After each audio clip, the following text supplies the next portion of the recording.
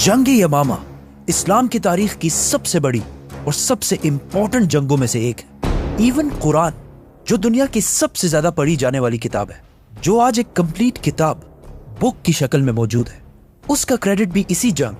جنگ یمامہ کو جاتا ہے۔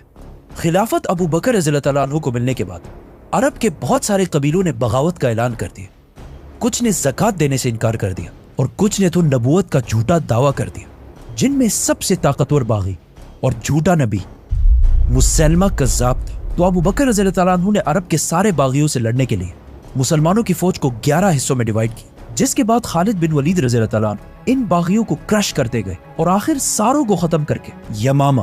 مسلمہ کذاب کی فوج کے پاس پہنچے۔ مسلمانوں کی باقی ساری فوجیں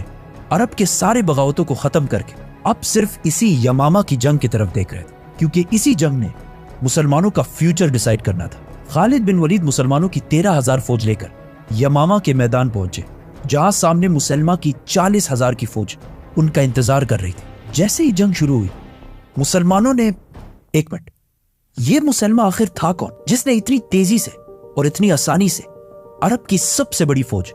40,000 کی فوج جمع کر لی تھی؟ مسلمہ کا تعلق نجد مطلب ایسٹرن سعودی عربیہ کے سب سے رچ خاندان سے تھا، اور بچپن سے ہی اس نے اپنی ساری ایجوکیشن رومن امپائر کے شہر ڈیماسکس دمشق کے سب سے بڑے اسکالرز کے ساتھ حاصل کی، جس کے بعد وہ واپس اپنے قبیلے بنو حنیفہ آیا، جو اس وقت عرب کے سب سے اسٹرانگ قبیلوں میں سے تھا۔ اور ایون آج بھی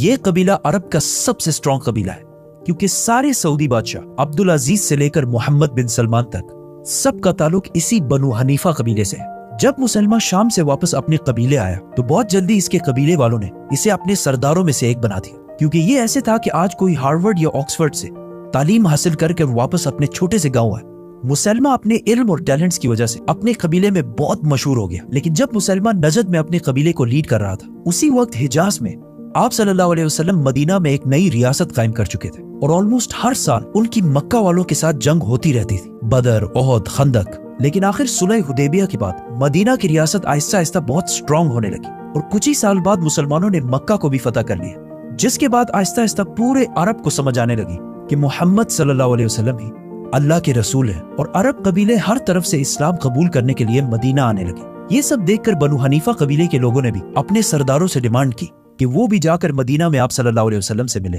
جس کے بعد مسلمہ اپنے 2 سرداروں کے ساتھ مدینہ کی طرف روانہ ہوا۔ مدینہ پہنچ کر وہ رسول اللہ صلی اللہ علیہ وسلم کے سامنے حاضر ہوئے۔